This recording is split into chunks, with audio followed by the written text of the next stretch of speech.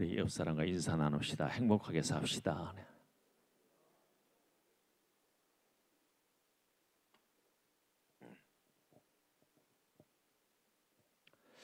인간은 누구든지 다 행복하게 살기를 원합니다. 어찌하든지 행복하게 사십시오. 행복하게 살기 위해서 갖춰야 될 게 있더라고요. 뭘 갖춰야 되는가 하면은 오늘 본문의 말씀을 토대로 생각해 보면은 자세, 마음의 자세. 이 자세가 사는데 대단히 중요한 거예요. 제가 요즘 이제 허리가 좀 고장이 생겨서 치료를 계속 받고 있는데 쉽게 돌아오질 않더라고요. 의사 선생님 얘기가 생활 습관에서 자세가 바른 자세가 아니고 자세가 좀 삐뚤어져 가지고 또 한쪽으로만 치우쳐 가지고 그래서 이 고장이 생겼다는 거예요. 그게 시간이 오랜 동안에 몇십 년 동안에 그렇게 해왔던 것이 지금 발현이 돼서 이런 결과가 나왔다고. 자세를 바꾸면 됩니다. 자세를. 한 번 자세를 바꾼다고 그게 쉽게 바뀌어져요. 정상으로 오기까지는 시간이 걸리는 거예요. 우리 마음의 자세도 바른 자세를 가지고 살아야 정말 내 삶에 내가 원하는 행복한 삶을 살 수 있습니다. 그 마음의 자세를 어떻게 가지면 되겠는가? 오늘 본문의 말씀에서 말씀하십니다. 평강의 하나님이 그리하면 평강의 하나님이 너희와 함께 계시리라. 평강의 하나님이 함께 계시겠다고요. 또 7절에서는 하나님의 평강이 그리하면 하나님의 평강이 그리스도 예수 안에서 너희 마음과 생각을 지키시리라. 마음과 생각이 같습니까? 다른 겁니까? 제가 이걸 생각해 보니까 마음은 모든 경험과 모든 지식을 모든 것을 담는 그릇이고 이걸 끄집어내는 것이 생각이 끄집어내는 거예요. 마음과 생각. 하나님은 이렇게 말씀하십니다. 모든 지킬 만한 것보다 더욱 내 마음을 지키라. 생명의 근원이 이에서 남이니라. 생명의 근원. 내 삶의 모든 그 근원이 거기서 나오는 거예요. 내가 품고 있는 마음. 내 마음을 지키라 그래요. 오늘 지켜야 될 그 마음의 내용들을 구체적으로 말씀하십니다. 끝으로 형제들아 시작이 돼요. 끝으로 마지막으로 끝으로 중요한 거요.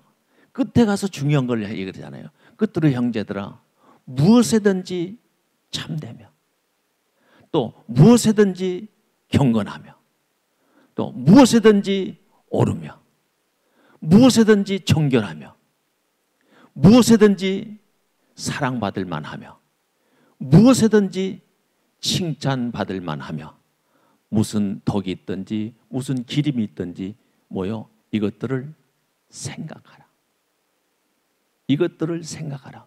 생각은 마음에 있는 것을 끄집어내서 그걸 반응을 하는 것이 생각이요. 내 마음에 담고 있어야 될 거. 이런 거.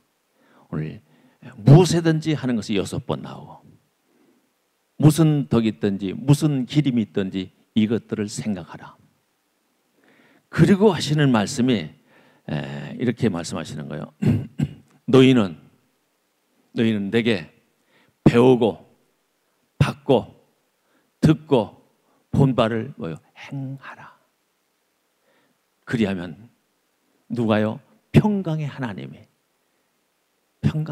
너희와 함께 계시리라. 7절에서는 하나님의 평강이 너희 마음과 생각을 지키시리라 이렇게 말씀하시고 평강의 하나님으로 하나님의 평강이 이렇게 얘기를 했고 오늘 본문에서는 평강의 하나님이 너희와 함께 계시리라. 어떻습니까? 내 생활 속에 평강의 하나님이 함께 계십니까? 내 마음 속에?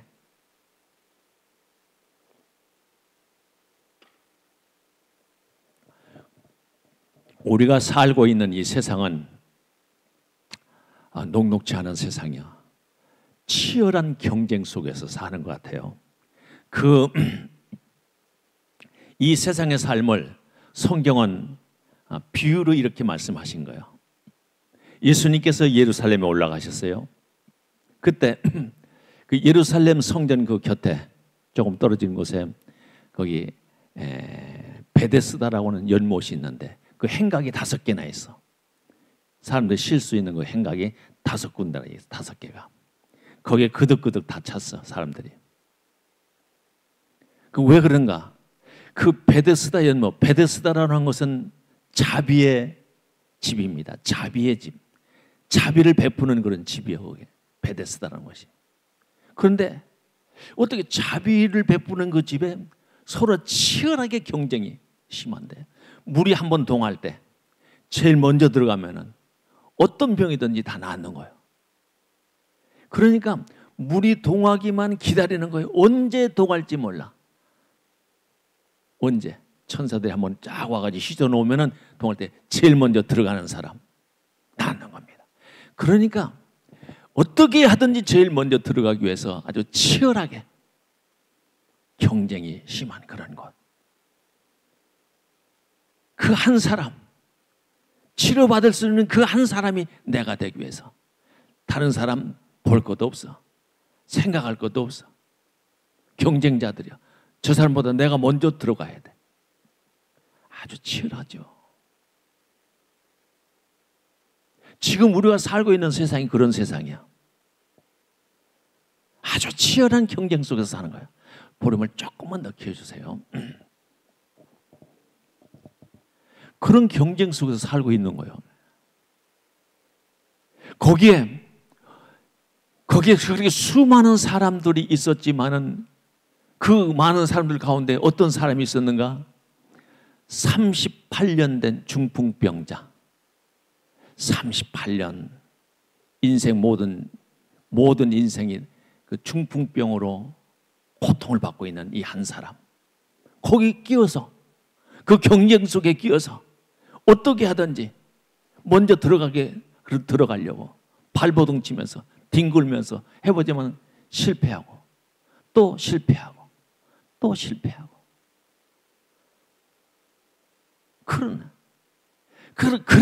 그래도 포기하지 않고 또 들어가고. 그 한 사람 앞에 예수님께서 찾아오신 거예요. 그 많은 사람들 가운데 예수님께서 그 사람 앞에 와서 묻는 거예요.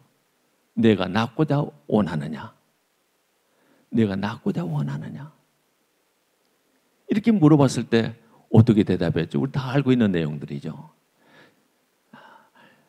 내가 낫고자 원하긴 하지만은 내가 저 못속에 들어가려고 할 때 나를 도와줄 사람이 없습니다. 내가 제일 먼저 들어가고 싶은데 나를 도와줄 사람이 없습니다. 이 세상은 치열한 경쟁 속에 살고 있는 이 세상 가운데 나를 도와줄 사람이 없다. 없습니다.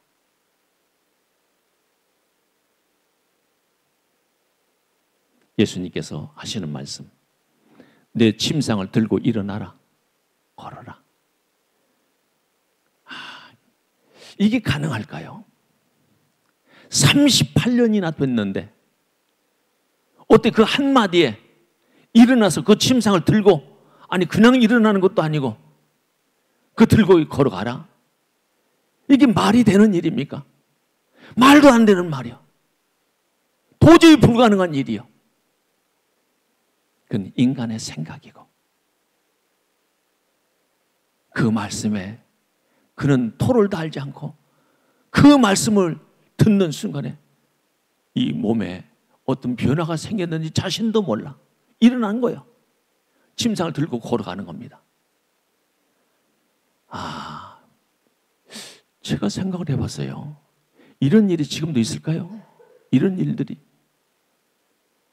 치료를 받아도 얼마 동안 받아야 될지도 몰라. 이분이 치료를 안 받고 그냥 기다린 것도 아닐 거야. 치료를 받으려고 수하게 노력을 해봤지만 안 되니까 거기 왔는데 단 한마디에 일어나서 걸을 수 있어요. 회복이 된 거예요. 이게 오늘 이 본문 말씀에서 우리는 한번 이런 것을 생각해 봐야 돼.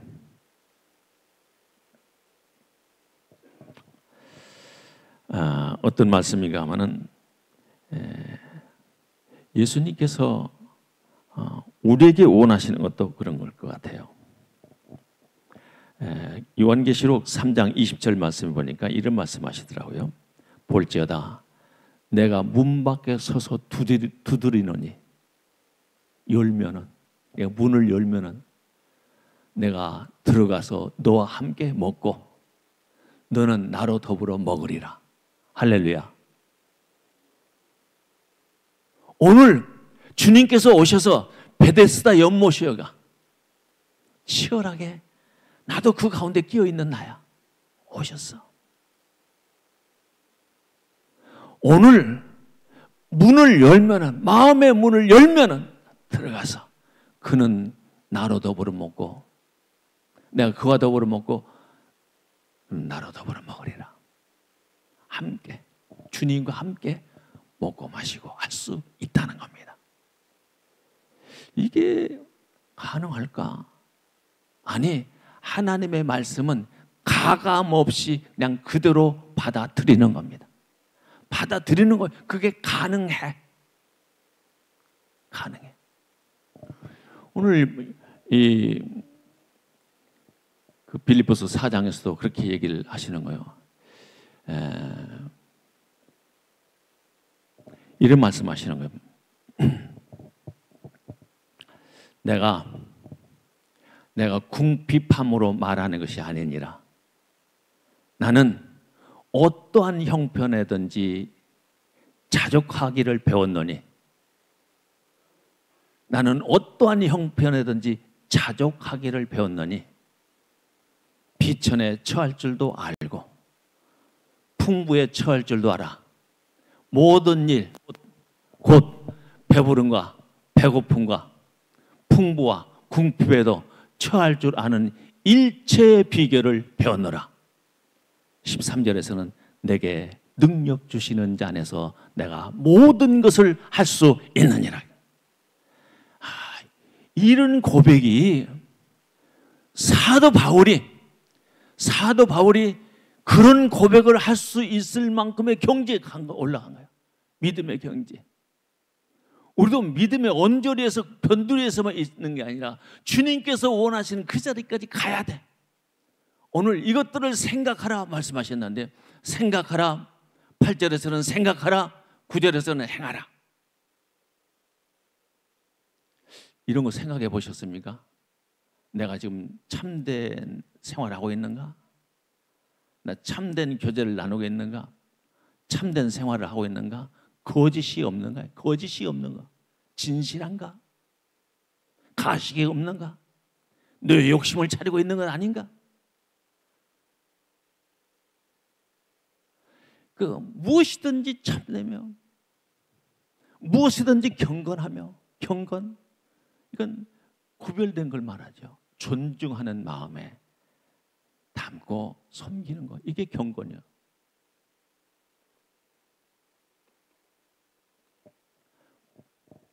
무엇이든지 오르며, 옳게 생각하고 있는 거 아니야.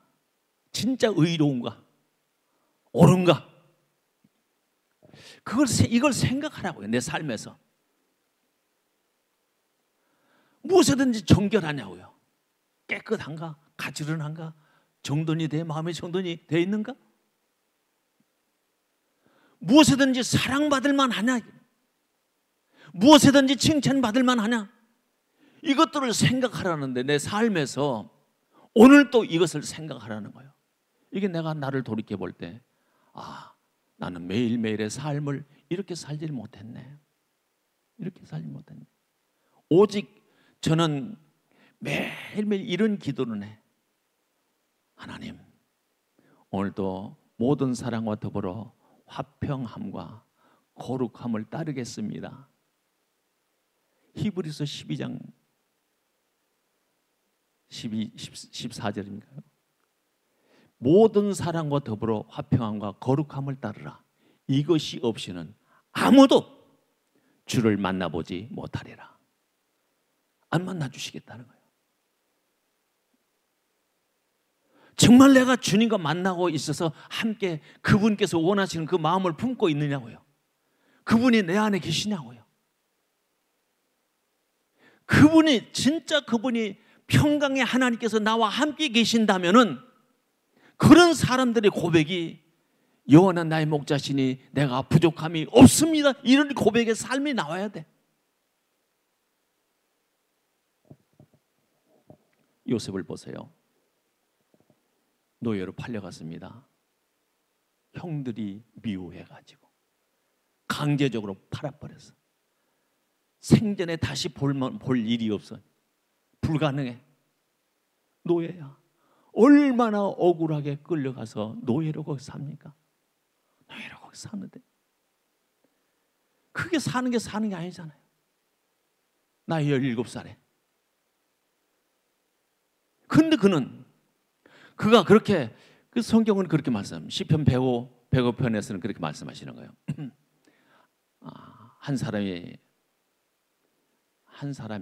팔려갔도다. 한 사람이, 요셉이 노예로 팔려갔도다. 그의 발은 착고를 차고 그의 몸은 쇠사슬에 매었으니 여호와의 말씀이 응할 때까지라. 그 말씀이 그를 단련하였도다. 할렐루야. 요셉이 그렇게 된 것이, 형들이 팔아먹고자 원하는 그것이 그냥 우연히 감정에 못 이겨서 미워가지고 그렇게 했느냐, 그게 아니라는 거야. 하나님께서 보내셨다는 거야. 한 사람을 보내셨도다. 한 사람을.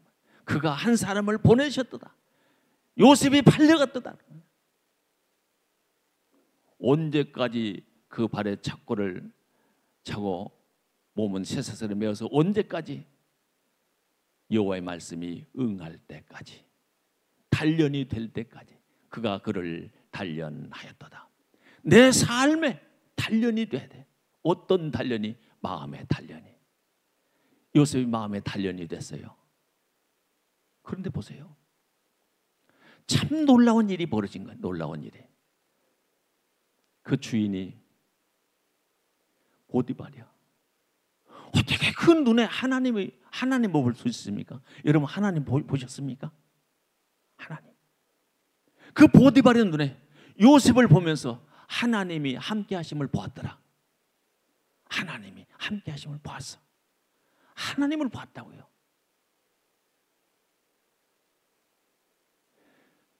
하나님께서 요셉의 모든 일에 형통케 하심을 봤더라. 형통케 하심도 봤어. 내가 살면서 다른 사람들이 나를 보면서 하나님 보여요? 못 들어봤어요. 하나님을 보여야 돼. 하나님을. 무엇이든지 참돼야지.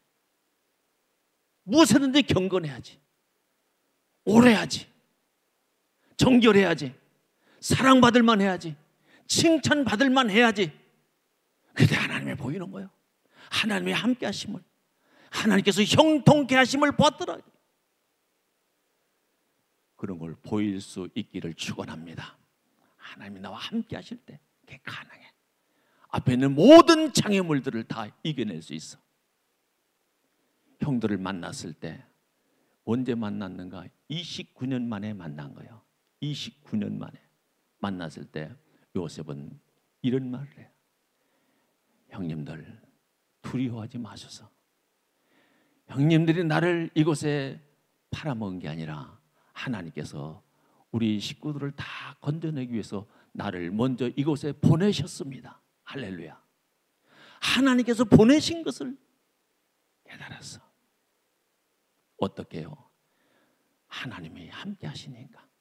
하나님께서 함께 하시니까 하나님의 뜻이 무엇인가를 깨달았어. 나를 보내셨다는 것을 그때 깨달았어. 용서가 되는 거예요. 용납해 주는 거예요. 이해해 주는 거예요. 요셉이 그 감옥 속에서 살면서, 그가 노예로 살면서 애굽의 그 큰 나라의 총리가 되려고 노력했습니까? 기도했습니까? 아니요. 총리가 됐어요. 총리가. 애굽의 모든 사람들의 아버지가 됐다, 이렇게 표현하고 있습니다. 나의 가는 길을, 오직 나의 가는 길을, 그러나 나의 가는 길을 그가 아시나니 나를 단련하신 후에는 내가 정금같이 순금같이 되어 나오리라.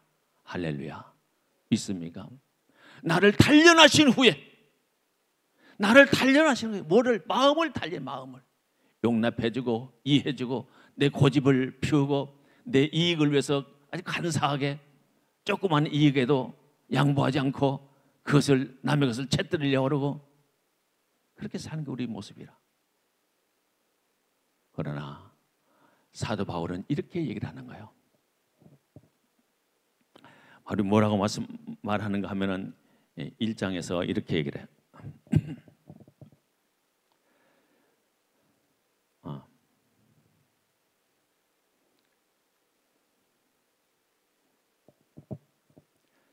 1장 몇 절이? 1장 20절에서 나의 간절한 기대와 소망을 따라 무엇이든지 두려워하지 않고, 아무것도 두려워하지 않고, 무엇이든지 두려워하지 않고, 지금도 전과 같이 담대하여 살든지 죽든지 내 몸에서 그리스도가 존귀하게 되게 하려 하나니, 내가 살든지 죽든지 내 몸에서 그리스도가 존귀하게 되게 하라니, 이는 내게 사는 것이 그리스도니 죽는 것도 유익함이라. 이런 고백을 한 거예요. 오직 그의 삶의 목표는, 우리는 어떻게 하든지 내가 행복하게 살기 위해서 노력하고 애쓰고 땀 흘리고 노력하고 일을 해. 사도 바울은 그게 아니에요. 오직 그분의 영광을 위해서, 그분이 존귀하게 되게 하게 하려고 그렇게 살았어. 그게 목표야. 죽는 것도 불사해. 내게 사는 것이 그리스도니 죽는 것도 유익함이라. 이런 고백을 하다니요. 이런 고백을. 2장, 빌립보서 2장에서는 너희 안에서 행하시는 이는 하나님이시니 자기의 기쁘신 뜻을 위하여 너희에게 소원을 두고 행하게 하시나니 모든 일에 원망과 시비가 없이 하라. 할렐루야. 너희 안에서 행하시는 이는 하나님이시니, 하나님이시라고요. 나는 그분이 내 안에 와 계신 것을 나는 모르고 살았어요, 지금까지. 그분은 계시는데, 계속 나를 두드리고 있는데도 너희 안에서 행하시는 이는 하나님이시라. 그래서 이렇게 말씀하시는 거예요. 오늘 4장에 와서는, 4장 4절에서는 주 안에서 항상 기뻐하라. 내가 다시 말하노니 기뻐하라. 너희 관용을 모든 사람들이 알게 하라.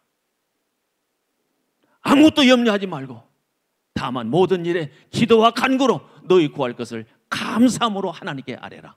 그리하면 모든 지각에 뛰어난 하나님의 평강이 그리스도 예수 안에서 너희 마음과 생각을 지키시리라. 그리고 끝으로 하면서 오늘 8절과 9절 말씀이 이어지는 거예요. 그렇습니다. 그리고 우리가 잘 알고 있죠. 4장 13절은, 빌립보서 4장 13절, 내게 능력 주시는 자 안에서 내가 모든 것을 할 수 있느니라. 내가 비천에 처할 줄도 알고 풍부에 처할 줄도 알아. 모든 일, 배부름과 배고픔과 풍부와 궁핍에도 처할 줄 아는 일체의 비결을 배웠노라. 세상은 이렇게 살아야죠. 어떤 곳에 있어도 두려워하지 않고, 어떤 것에 처했을지라도 근심 걱정하지 않고 기꺼이 기쁨으로 감사로 항상 기뻐하면서 그 일을 감당할 수 있는 마음의 자세. 이 마음의 자세가 갖춰져 있을 때 평강의 하나님이 나를 끌고 가시는 거예요. 그때는 근심도 걱정도 염려도 없는 삶이 만들어지는 거예요.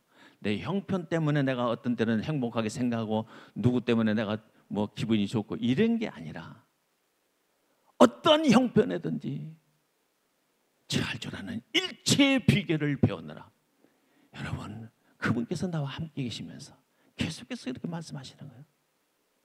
대부분 많은 사람들이 그 연구가들의 얘기를 들어보니까 이런 발표가 있더라고요. 살인 사건의 80%가 충동적으로 자기 감정에 묶여가지고 80%가 20%는 그런 상황이 돼서 그런 일이 벌어지고 자기 감정에 못 이겨서 생각이 없이 후회하는 거야. 생각 없이 모든 일을 행할 때 후회할 일만 남는 거예요. 생각하라. 이것들을 생각하라. 우리 생각하면서 합시다. 네. 생각하면서 살자고요.